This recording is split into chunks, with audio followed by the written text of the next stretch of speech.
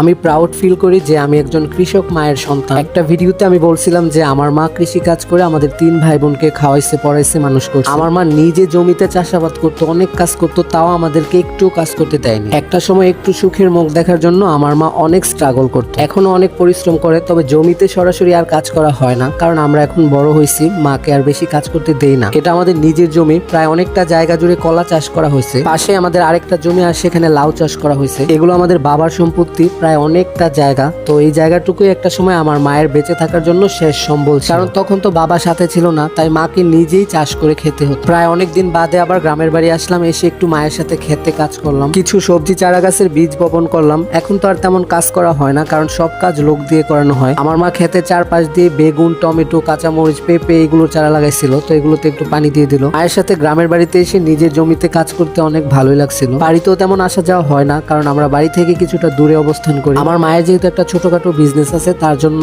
তার আশেপাশেই থাকতে হয়। তো কলা খেতে কাজ করে আমরা হাত মুখ ধুয়ে ফ্রেশ হয়ে নিলাম। এবার ভাবলাম যে বাসার জন্য একটু ফ্রেশ শাকসবজি তুলে নিই। আমাদের কলা খেতেই কিছু সবুজ ফ্রেশ শাক পাতা ছিল, তো মা আর আমি এগুলো মিলে কিছুটা তুলে নিলাম। পাশে আমাদের খেতে লাউ চাষ করা হয়েছে, তো একটু পর সেখানেও যাবো। তার আগে আমরা এখান থেকে শাক পাতাগুলো তুলে নিলাম। এবার চলে এলাম লাউ বাগিচাতে। এখান থেকে মা কিছু লাউ পাতা তুলে নেবে আর লাউ নিয়ে নেবে বাসার জন্য। আপনারা ভিডিওতে যখন আমাদের শাক লতা পাতা খেতে দেখেন, তার বেশিরভাগই আমাদের খেতে চাষ করা। এই লাউ পাতাগুলো দিয়ে আজকে বাসায় নিয়ে শুটকির বড়া বানানো হবে, তাই আপনারা সাথেই থাকুন। মায়ের হাতে লাউ পাতাগুলো ছেঁড়া দেখে আমারও ছিঁড়তে ইচ্ছে করছিল, তাই আমিও কচি দেখে 2-1টা লাউ পাতা ছিঁড়ে নিলাম। আর মা বলছিল আমার হাতগুলো নাকি দেখতে লাউয়ের ডগার মতোই কিউট লাগতেছিল। আর লাগাটাই তো স্বাভাবিক, কারণ জন্মের পর থেকে মা আমাকে কখনো কোনো কষ্টের কাজ করতে দেয়। যাই হোক, এবার মা লাউ টালের মধ্যে গিয়ে একটা বড় দেখে লাউ কেটে নিল। শুটকির বড়ার সাথে বাসায় গিয়ে এই লাউটাও রান্না করা হবে, সাথে আরো অনেক কিছুই রান্না করা হবে। তো লাউ পাতাগুলো শাক পাতার পাশেই রেখে দিল, আমি লাউটাও রেখে দিলাম। তো এগুলো নিয়ে বাসায় চলে যাচ্ছিলাম, তার মধ্যে চোখ চলে যায় কলা বাগানের পাশে যে টমেটো গাছ লাগানো ছিল তার দিকে। আপনারা আমাদের রেসিপিতে যে ছোট ছোট দেশি টমেটো গুলো দেখেন, সেগুলো মূলত এখান থেকেই নেওয়া। আজকেও দেখলাম ছোট ছোট অনেকগুলো দেশি টমেটো পেকে গেছে, তো এগুলো আমরা কিছুটা তুলে নিলাম। আর এই টমেটো গুলো খেতে অনেক মজা, তাছাড়া নিজের খেতে সবকিছুই খেতে অনেক ভালো লাগে। তো মা আর আমি মিলে অনেকগুলো কাঁচা পাকা টমেটো তুলে নিচ্ছি, আর টমেটো তুলতে তুলতে প্রায় ব্যাগ ভরে ফেলছি। এবার আমরা এগুলো নিয়ে সোজা বাসায় চলে যাব, কারণ রমজান মাস ইফতারের আয়োজন করতে হবে বাসায়। আমি মাকে বলছিলাম আজকে ইফতারে ভাজা পোড়া না বানানোর জন্য, কারণ আজকে ভাত খাবো মায়ের হাতে এই মজার মজার তরকারি দিয়ে। আমরা যে সতেজ শাক পাতাগুলো তুলে আনছিলাম, বাসায় এসে মা এগুলো ভালো করে ধুয়ে ক্লিন করে নিল, সাথে লাউ পাতাগুলো ভালো করে ধুয়ে নিল। এদিকে আমাদের ইফতারে একদমই সময় নাই, তাই ভাবলাম মাকে একটু কাজে হেল্প করি। আজকে শুটকির বড়াটা আমি খুব সহজে বানাবো, তাই এখানে কিছুটা শুকনো মরিচ আর পেঁয়াজ রসুন নিয়ে নিলাম। আর এদিকে মা শাক পাতাগুলোকে কুচি করে কেটে নিতেছে ভাজি করার জন্য। শুটকির বড়া বানানোর জন্য আমার লাগবে কতগুলো শুটকি, তো আমি এখানে অনেকটা পরিমাণ শুটকি নিয়ে কিছুক্ষণ পানিতে ভিজিয়ে রাখছি। ওই চাপা শুটকিগুলো আমি প্রায় 4-5 বারের মতো ধুয়ে পরিষ্কার করে নিছি। এবার একটা ব্লেন্ডারে জারের মধ্যে যে শুকনো মরিচগুলো ছিল সেগুলো দিয়ে দিলাম, আমি ভালো করে পরিষ্কার করে নিছি। এবার কতগুলো পেঁয়াজ আর রসুন দিয়ে দিলাম মরিচের সাথে, আর কতগুলো ফ্রোজেন কাঁঠালের বীজ বের করে নিছি। এগুলো আমার মা সিজনে খোসা ছাড়িয়ে ফ্রিজে রেখে দেয়, তারপর সারা বছর শুটকির বড়াতে ইউজ করে। তো এবার আমি কাঁঠালের বীজগুলো দিয়ে দিলাম আর ধুয়ে রাখা চাপা শুটকিগুলো দিয়ে দিলাম। এবার এখানে পরিমাণ মতো হলুদ আর স্বাদ মতো লবণ দিয়ে আমি এগুলোকে ব্লেন্ড করে নিব। তার ভিডিওতে আমি শুটকির বড়ার এই পুরগুলো ব্লেন্ড করে নিছি। এবার একটা বাটিতে ঢেলে নিলাম, সাথে একটু সরিষার তেল অ্যাড করে নিলাম, যেহেতু বড়া বানানোর আগে আমি এগুলো আর রান্না করব না। তাই বড়া বানানোর এই উপকরণগুলো একটু ভর্তা বা আঠালো টাইপের হতে হবে, তাই অল্প অল্প করে পানি দিয়ে ব্লেন্ড করে নিতে হবে। সবচেয়ে ভালো হয় শিলপাটায় বেটে নিলে। আর মা যেহেতু বিজি, তাই আমি একটু ব্লেন্ড করে নিছি। তবে আমি কোনোভাবে বড়া শেপ দিতে পারছি না, তাই মা রান্না রেখে আবার আমাকে হেল্প করতে চলে আসে। তো বড়াগুলো মা বানিয়ে দিচ্ছে। এবার আমি একটা বক্সে ভরে রাখবো, যেন এই পাতাগুলোর ভাঁজ খুলে না যায়। সবগুলো শুটকির বড়া আমি কাঁচা অবস্থায় বক্সে ভরে এরকম ক্যাপ করে রেখে দিলাম। এদিকে মা লাউ কেটে নিচ্ছিল, কারণ লাউ দিয়ে আজকে একটা নিরামিষ রান্না করা হবে, আর লাউয়ের খোসা দিয়ে খুবই মজার একটা ভর্তা বানাবে। তো রান্নার জন্য মা লাউ টুকরো করে কেটে নিচ্ছে, আর এদিকে হচ্ছে একটা চুলার মধ্যে শাক পাতাগুলোকে এরকম ভাজি করে নিচ্ছে। শাক পাতা ভাজি করা হয়ে গেলে চুলায় আবারও কড়াই বসিয়ে দিলাম, আর তার মধ্যে আমি একটা একটা করে শুটকির বড়া বক্স থেকে বের করে দিয়ে দিলাম। আসলে আমার শুটকি বড়াটা খুব বেশি ভালো হবে না মনে হয়, কারণ শুরু থেকেই মায়ের মতো হয়। সমস্যা নেই, টেস্টটা ঠিক থাকলেই হলো। তারপর আমি এগুলো কিছুক্ষণ রান্না করে উপর দিয়ে একটু তেল দিয়ে দিলাম আর একটু উল্টে পাল্টে দিলাম। তো লাউ পাতা দিয়ে শুটকির বড়াগুলো আমি মুচমুচি করে ভেজে নিছি। অপর চুলায় মা লাউ রান্না করছিল নিরামিষ, শুধুমাত্র টমেটো কাঁচা মরিচ দিয়ে।